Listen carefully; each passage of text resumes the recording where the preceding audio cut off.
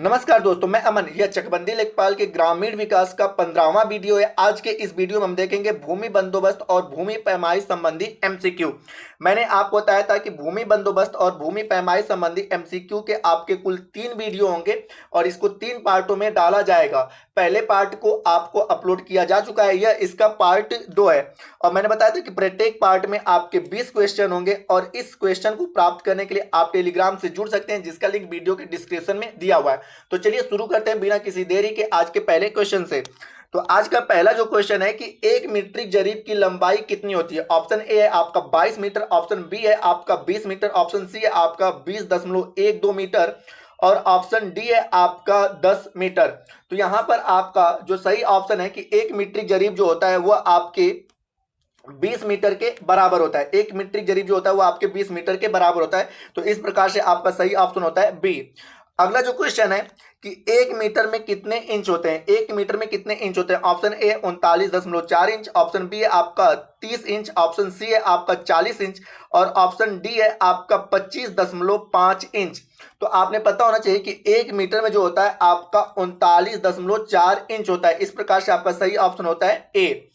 अगला जो क्वेश्चन है वो है कि 1 हेक्टेयर में कितना पक्का बीघा होता है। 1 हेक्टेयर में कितना पक्का बीघा होता है। ऑप्शन ए है 2 बीघा, ऑप्शन बी है 3.95 बीघा, ऑप्शन सी है 8 बीघा और ऑप्शन डी है आपका 7 बीघा। तो आपने पता होना चाहिए कि 1 बीघा में 3.95 पक्का बीघा होता है। तो इस प्रकार से आपका सही ऑप्शन होता है बी।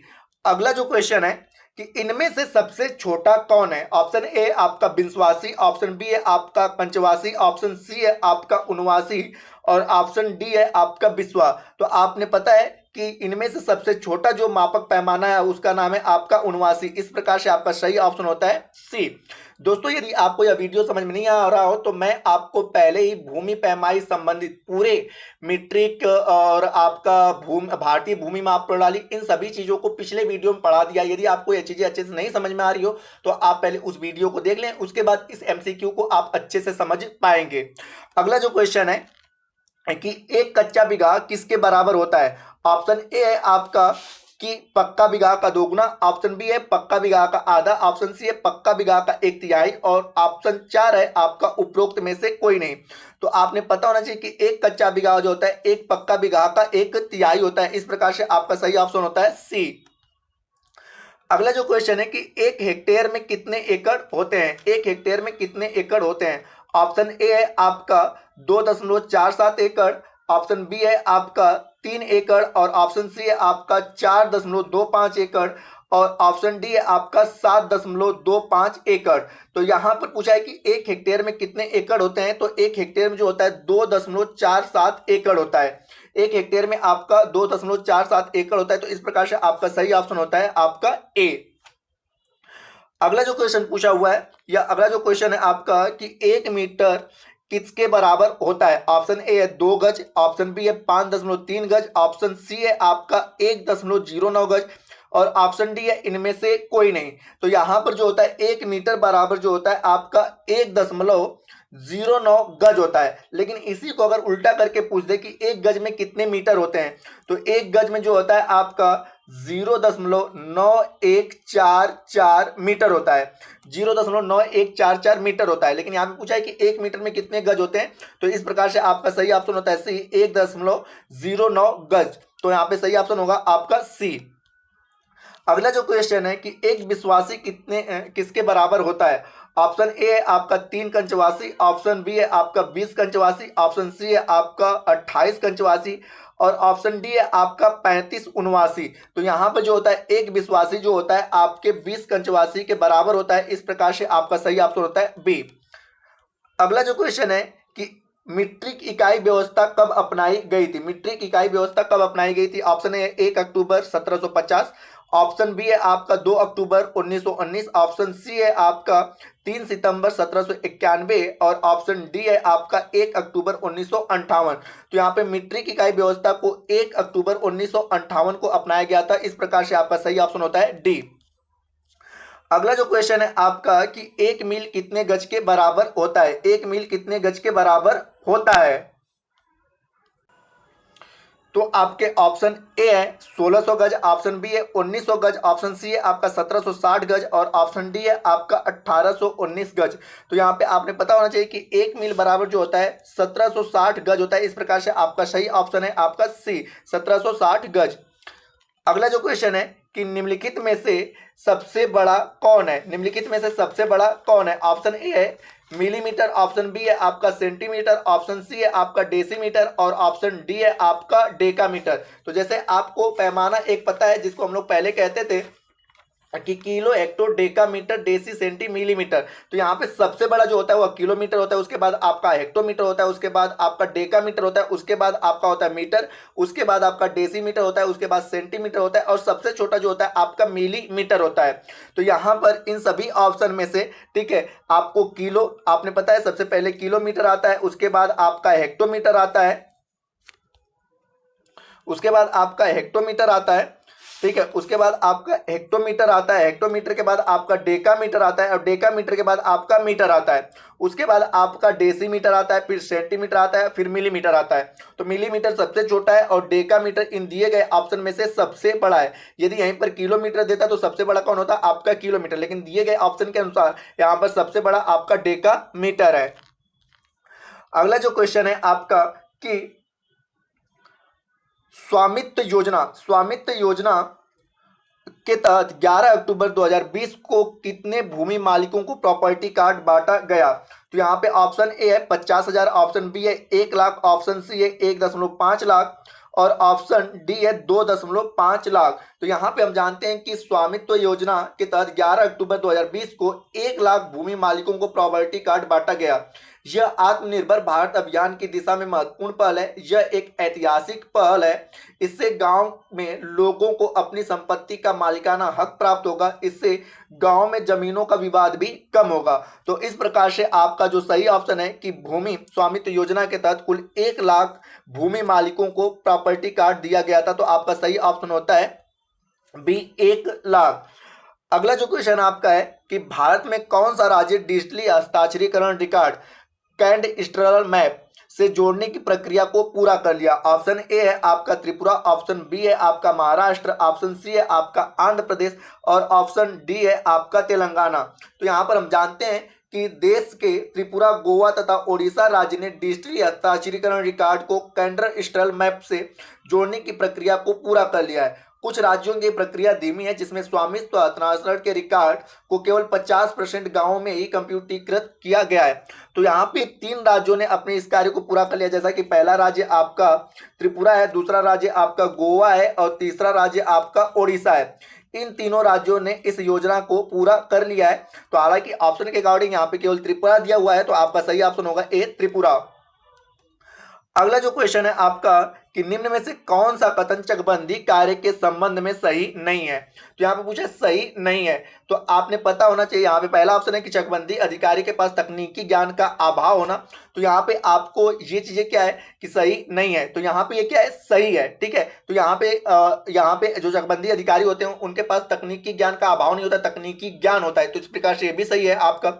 दूसरा है आपका कि अधिकारी वर्ग का पक्षपातपूर्ण व्यवहार, तो ये भी आपका क्या है सही है, गलत नहीं है, ये भी क्या है सही है कि यहाँ पे जो होते हैं पक्षपातपूर्ण व्यवहार वो नहीं करते हैं, ठीक है। अगला आपका है कि चकबंदी अधिकारी का चकबंदी के प्रति प्रयत्नशील रहना, तो ये भी आपका क्या है सही है कि चकबंदी अधिकारी हमेशा चकबंदी के प्रति क्या रहते हैं प्रयत्नशील रहते हैं। और अगला जो आपका है कि चकबंदी से भूस्वामी और कृषक का संतुष्ट न होना। तो आपने पता है कि चकबंदी इसीलिए किया जाता है कि भूमि स्वामी और जो कृषक होते हैं वो आपस में संतुष्ट हो जाए। तो यहाँ पे संतुष्ट न होना देकर यह निगेटिव वर्ड हो गया। इस प्रकार से आपका डी वाला ऑप्शन सही नहीं है, बाकी सारे ऑप्शन क्या है सही है। तो इस प्रकार से सही ऑप्शन आपका होता है डी। अगला जो क्वेश्चन पूछा गया है कि देश के लगभग कितने प्रतिशत गांवों ने मानचित्रों को वास्तविक समय का अध्ययन करना शुरू कर दिया है। ऑप्शन ए है 15%, ऑप्शन बी है आपका 21%, ऑप्शन सी है आपका 28% और ऑप्शन डी है आपका 35%। तो यहाँ पर हम जानते हैं डिजिटल इंडिया भूमि अभिलेख आधुनिकीकरण कार्यक्रम के प्राप्त आंकड़ों के अंतर्गत देश के केवल 21% गांवों ने मानचित्र के वास्तविक समय का अध्ययन करना शुरू कर दिया है। देश के गांवों के सर्वेक्षण और पुनः सर्वेक्षण के काम में स्थानीय डाटा का प्रयोग किया जाता है, जो स्थानीय डाटा को अपडेट करने में सहायक होते हैं। तो इस प्रकार से यहाँ पर सही ऑप्शन होता है 21%। 21% लोगों ने यहाँ पर क्या किया है कि गांवों की मानचित्रों को वास्तविक अध्ययन करना शुरू कर दिया है। तो सही ऑप्शन आपका होता है बी 21%। अगला जो क्वेश्चन है कि निम्न में से कौन सा राज्य ने भूमि अभिलेख का 100% कंप्यूटरीकरण लक्ष्य को प्राप्त कर लिया है? तो ऑप्शन ए है आपका उत्तर प्रदेश, ऑप्शन बी है कर्नाटक, ऑप्शन सी है मध्य प्रदेश और ऑप्शन डी है आपका बिहार। तो यहाँ पर जानते हैं भारत में सर्वप्रथम कर्नाटक तथा ओडिशा राज्य ने भूमि अभिलेख का 100% कंप्यूटरीकरण लक्ष्य को प्राप्त कर लिया है। अन्य राज्यों ने लगभग 80 से 90%, अगर इनको छोड़ के अन्य राज्यों की बात करें तो 80 से 90% कंप्यूटरीकृत कार्य को कर लिया है। अन्य राज्य यहाँ पर इस प्रकार डिजिटल देश को राज्य के अंदर प्रगति के साथ लागू किया गया है। देश के राज्यों ने डिजिटलीकरण हस्ताक्षरण रिकॉर्ड भी जारी करना शुरू कर दिया है। डिजिटलीकरण हस्ताक्षर का मतलब है कि अब जो भी कार्य आपके भूमि के संबंधित होंगे वहां पर आपको डिजिटल हस्ताक्षर कराए जाएंगे और वहां पर अगर और इस प्रकार डिजिटल हस्ताक्षर से किसी प्रकार का धोखाधड़ी नहीं होगा। हालांकि यहाँ पे क्वेश्चन पूछा गया था कि कितने राज्यों ने 100% कंप्यूटरी कार्य का लक्ष्य पूरा कर लिया है। तो यहाँ पे 2 राज्य आपके हैं, एक तो ओडिशा और दूसरा है कर्नाटक। तो यहाँ पे ओडिशा ऑप्शन में नहीं दिया, क्या दिया आपका कर्नाटक। ठीक है, अगर ओडिशा और कर्नाटक दोनों दे तो आपके तीसरा ऑप्शन देता है बोथ करके कि ओडिशा और कर्नाटक दोनों। तो यहाँ पे कर्नाटक ऑप्शन में दिया है, तो इस प्रकार से आपका सही ऑप्शन होता है बी कर्नाटक। अगला जो क्वेश्चन है कि जुलाई 2020 में डिजिटल इंडिया भूमि अभिलेख आधुनिकीकरण कार्यक्रम में सर्वोत्तम प्रथाओं पर एक पुस्तिका जारी की गई, जिनमें से किन राज्यों की अपनाई गई प्रथाओं की सूची में नहीं है। तो यहाँ पे जो कहा गया है कि जो राज्य सर्वोत्तम प्रथाओं पे एक जो अभिलेख जारी किया गया था या पुस्तक जारी किया गया था, उनमें से किस राज्य को शामिल नहीं किया गया था?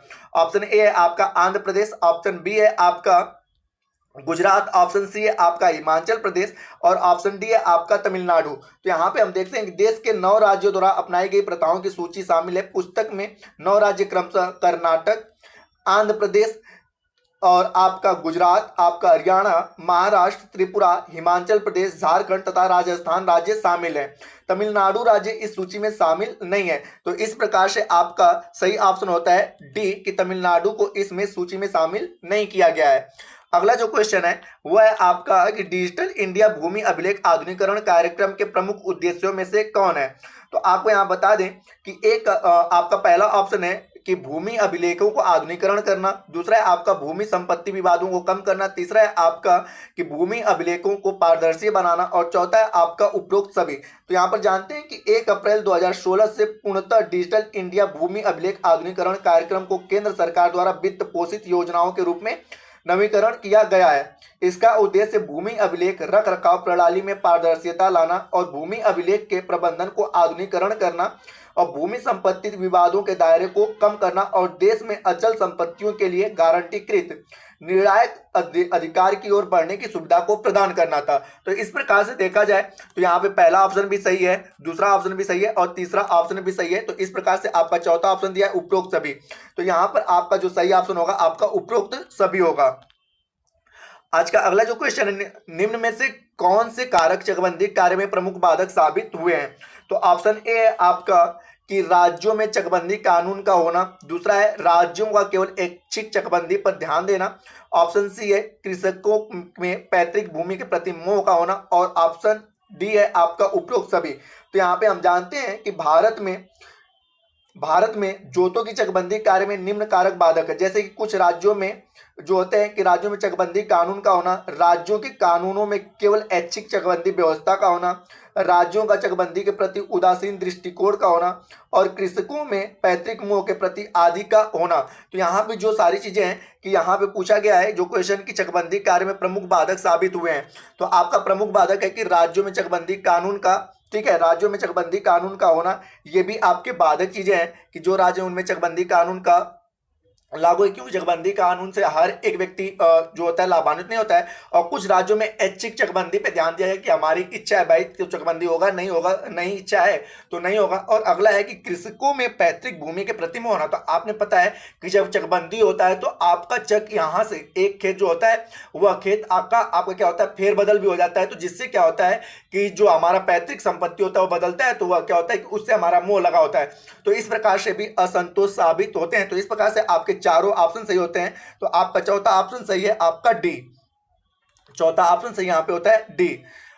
आज का जो लास्ट क्वेश्चन है वो है कि राष्ट्रीय भूमि अभिलेख आधुनिकीकरण कार्यक्रम नाम से नवीन योजना की शुरुआत किस वर्ष की गई थी? ऑप्शन ए है 2005, ऑप्शन बी है 2007, ऑप्शन सी है 2008 और ऑप्शन डी है 2010।